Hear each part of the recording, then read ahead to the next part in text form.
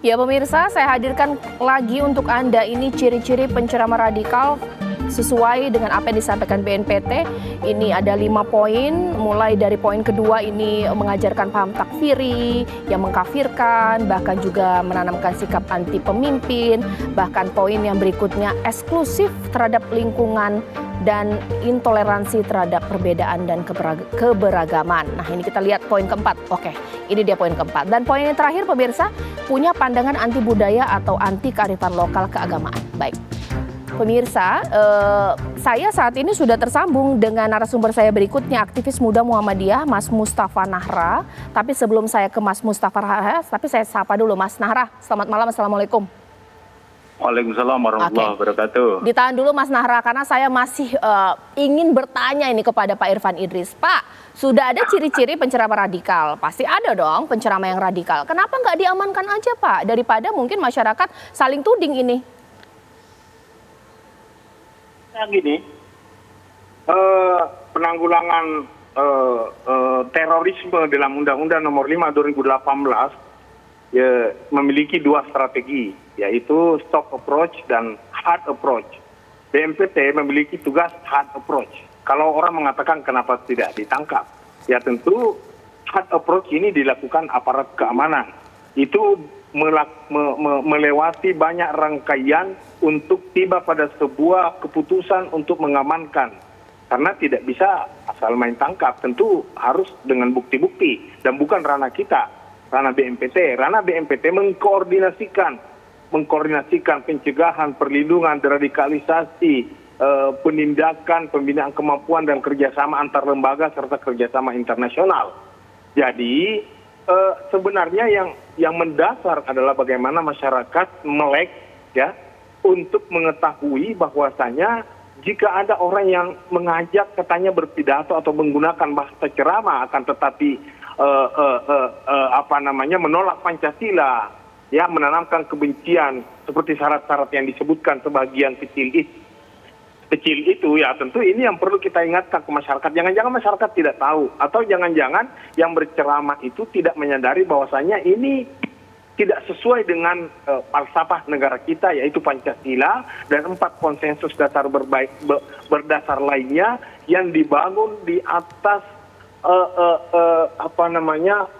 budaya bangsa kita yang kita katakan itu kearifan lokal, yang kemudian lantas ada dengan mudah orang menceramahkan kearifan lokal itu diberangus habis dan dibidah-bidahkan, disesatkan dan dinerakakan, padahal itu sudah tumbuh subur di negara kesatuan Republik Indonesia yang kita rawat, yang kita saling hargai, karena perbedaan itu adalah sunnatullah. Baik. Itu orang yang menolak perbedaan ya tentu tidak menolak sunnatullah. Baik. Nah, bagaimana kita duduk bersama mengidentifikasi perbedaan-perbedaan untuk kita buat yang lebih kecil dan mengidentifikasi persamaan untuk kita perbesar persamaan itu. Terlalu banyak unsur-unsur persamaan di dalam kita bernegara, bermasyarakat, beragama dan berbangsa. Kenapa yang kecil-kecil ini selalu ada orang dan oknum yang menyuarakan agar selalu ada miskomunikasi, kegaduhan, kerusuhan dan lain-lain sebagainya. Tugas kita bersama ya. Karena kita adalah bangsa yang beradab, lawannya yang biadab. Tentu tidak ada bangsa, tidak ada di Indonesia orang yang biadab, karena kita adalah negara bangsa. Baik. Dan juga perlu digarisbawahi di sini Mbak Caca, bahwasanya di dalam rangkaian ceramah-ceramah beberapa oknum menyuarakan untuk membentuk negara agama. Negara agama tidak ada dasarnya dan tidak ada bentuk yang ditinggalkan oleh Rasulullah SAW. Pak Irfan Idris, ditahan dulu, mungkin saya sekarang ke Mas Nahra. Mas Nahra, dari ciri-ciri yang dikeluarkan oleh BNPT terkait penceramah radikal, nah ini bagaimana? Setuju atau tidak? Sangat setuju sekali. 1000%, 4000%, 10.000%, 1.000.000% saya setuju. Oke. Jadi kalau ada penceramah mengatakan saya benci Pancasila, saya anti Pancasila, mari kita berangus Pancasila, silakan ditangkap. Nah, itu tugasnya yang hard power tadi. Tapi persoalannya adalah BNPT hari ini ya sedang disorot masyarakat karena membuat sesuatu rilis yang menyebabkan antar bangsa, anak bangsa ini saling curiga. Seorang ahli karakter Amerika, Thomas Likona, mengatakan salah satu ciri negara yang akan hancur itu adalah ketika antara anak bangsa ini saling selisih, saling curiga, dan saling mencurigai. Itu seorang pendapat seorang ahli karakter Amerika yang sangat senior, profesor. Nah, itu yang pertama. Yang kedua, sudah 1 tahun ini, ya sudah 1 tahun ini, telah beredar list-list yang mungkin Pak Irfan itu tahu, Pak Sud sudah menerima juga, ya, broadcast berisi 100 lebih nama daftar penceramah HTI, penceramah Ikhwanul Muslimin, kemudian penceramah apalagi satunya itu. Ada 3 klaster besar yang disebut sebagai penceramah radikal. Nah, apakah ini tidak ditanggapi oleh BNPT, betul atau tidak daftar itu? Ya, seharusnya kalau memang salah dibantah, kalau betul dibiarkan. Selama 1 tahun beredar rilis ini, tidak pernah ada bantahan dari BNPT maupun Polri maupun TNI maupun siapa Menteri Luar Negeri juga nggak pernah membantah. Jadi daftar 100 lebih penceramah ini yang diklaster dengan 3 klaster besar tadi, Ikhwanul Muslimin, kemudian apa tadi, kemudian HTI, ya, kemudian satu lagi Wahabi. Ini telah beredar luas. Nah, dalam pikiran saya, kalau BNPT sebagai lembaga yang bertanggung jawab terhadap isu atau tanda petik ya, seharusnya membantah itu. Tapi selama ini nggak pernah terbantah, maka saya yakin ini daftar yang kemungkinan setengah resmi. Nah, seperti itu. Tetapi anehnya ya, dalam daftar itu ada nama-nama yang tidak lucu. Misalkan kawan saya Mas Jamil Azaini. Ini kan orangnya lucu-lucu, unyu-unyu gitu. Orangnya kayak lawak ya, tanda petik. Dia seorang trainer. Tidak mungkinlah dia seorang penceramah radikal. Saya sudah ratusan kali mendengar ceramah beliau, tidak pernah ada radikal. Ada juga Abdurrahman Ayub, itu miliknya, mohon maaf, itu juga penceramahnya BNPT, masuk dalam list itu. Ada Astri Ivo, ya, nama penceramah perempuan yang sangat lembut sekali. Saya sudah ratusan kali mendengar ceramah beliau, lembut sekali. Mana mungkin dia radikal, di mana letak radikalnya? Ada nama-nama lain yang sangat aneh, anggota DPR RI, Mbak Laida, ya, dari PKS. Kemudian Mas siapa itu gubernur 2 kali dari PKS juga Jawa Barat, ya, Mas Heriawan, masuk penceramah radikal. Seharusnya dibantah saja itu. Tidak mungkinlah pejabat pemerintah sebagai penceramah radikal. Seharusnya lembaga seperti BNPT melindungi pejabat pemerintah yang dituduh secara semena-mena, yang asal-asalan seperti itu. Nah, maka saya minta itu dibantah atau tidak. Ya. Kalau nggak dibantah, kenapa? Kalau dibantah, kapan bantahnya? Akan seperti itu. Karena begini, jujur saja, waktu rilis yang sebelumnya, rilis 190 berapa itu, pesantren yang dianggap radikal, ternyata isinya juga sebagian besar asal-asalan. Masa Radio Dakta dimasukkan sebagai nama pesantren, ya, sebagian seperti itu, aneh-aneh isinya itu, nggak masuk akal. Karena apa? Tidak tepat pada ketika mengklaster. Dan kalau yang sebelumnya yang pesantren itu kan dirilis kemudian dipresentasikan di MUI. Coba sekarang, nama-nama yang tadi diminta oleh Mbak Caca tadi, segera presentasikan di Komisi 3, kemudian MUI, atau ke Muhammadiyah atau ke NU, supaya namanya jelas. Baik, Mas Narah, ditahan dulu, saya sudah nangkap poinnya. Mas Narah, ditahan dulu, saya sudah nangkap poinnya. Pak Irfan Idris ditanggapi, pasti sudah tahu bahwa 180 penceramah dikategorikan radikal beredar di media sosial, WhatsApp atau juga di Twitter. Ditanggapi itu fix dari BNPT atau hoax atau bagaimana, Pak? Ya, karena itu tidak punya dasar, tidak dirilis secara resmi oleh pejabat BNPT atau dikeluarkan atas nama lembaga, ya tentu kita tidak menanggapinya. Yang penting bagaimana masyarakat memahami substansi dari sekian banyak oknum yang terungkap sebagai radikal teroris atau radikal separatis atau radikal anarkis, menyuarakan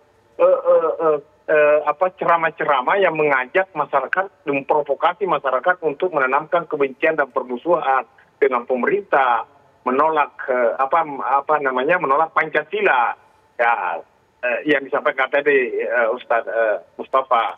Jadi terkait rilis itu saya sendiri tidak pernah mendengarkan, melihat secara langsung dan atas nama lembaga.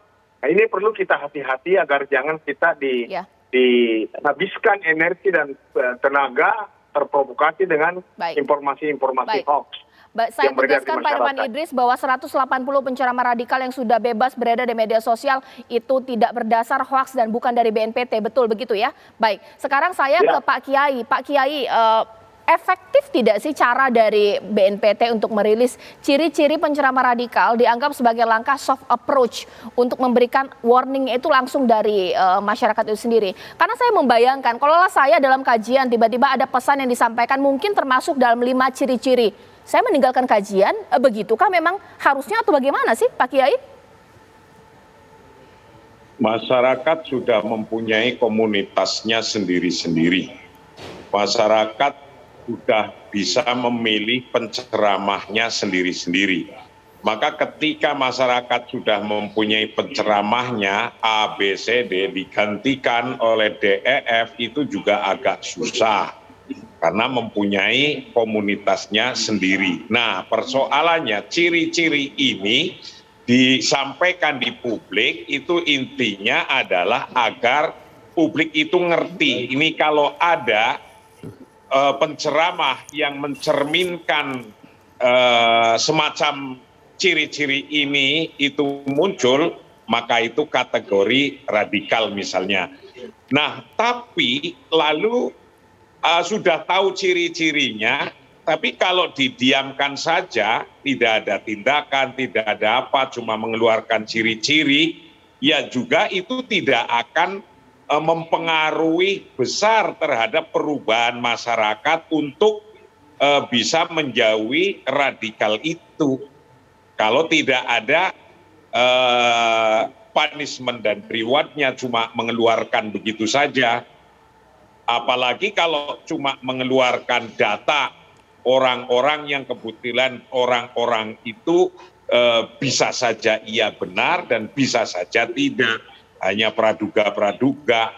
Nah, tapi kalau dikeluarkan dengan punya datanya, si A dianggap menantang Pancasila karena si A sudah mengangkat atau mendakwahkan model negara lain. Ini rekamannya, ini datanya. Nah, itu memungkinkan menjadi clear di publik. Baik, Pak Kiai, mungkin sekarang saya ke Mas Sofyan Sauri. Mas, mengingat bahwa pernah berada di dalam lingkaran itu, sebenarnya bagaimana sih proses masuknya paham-paham radikal? Apakah memang orang yang punya pemahaman agama ini lebih mudah atau mungkin harusnya kan tidak gampang masuk paham-paham radikal, kan punya ilmu agama, bagaimana? Iya, itu bisa dua-duanya ya Mbak ya. Pemahaman radikal sampai terorisme itu masuk gitu.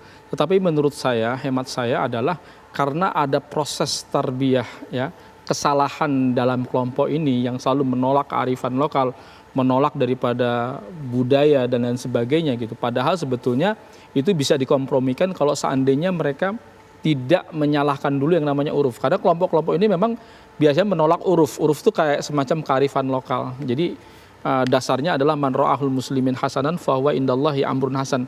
Apa yang dianggap oleh kaum muslimin itu adalah sebuah kebaikan, maka di sisi Allah itu juga sebuah kebaikan. Jadi kalau ada norma-norma selama dia tidak bertentangan dengan Quran dan As-Sunnah, itu bisa dipertahankan gitu, bisa dijadikan sebagai sebuah kreasi dakwah.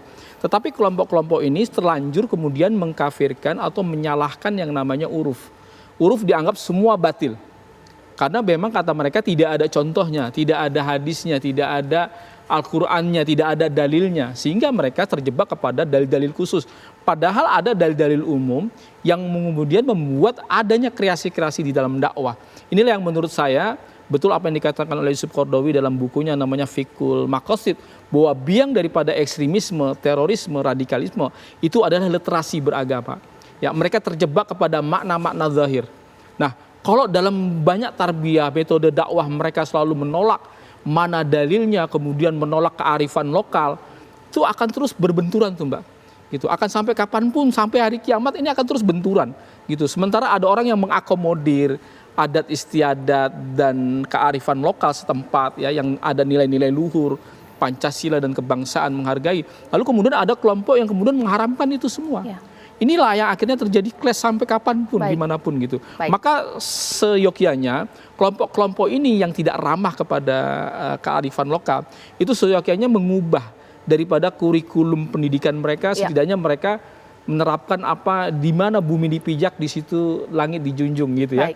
Artinya menghormati kebudayaan setempat. Baik, mungkin pemahaman agama saya tidak sebanyak dengan narasumber saya, tapi nanti saya akan tanyakan poin 2 dari ciri-ciri BNPT, yakni adalah penceramah yang sudah mengkafir-kafirkan dengan paham takfiri, mengingat dalam Al-Quran surat Al-Kafirun, auzubillahi minasyaitonirrajim, bismillahirrahmanirrahim, kuliah ayyuhal kafirun, katakanlah wahai orang-orang kafir. Nah, apakah ini tidak boleh disebutkan dalam kajian?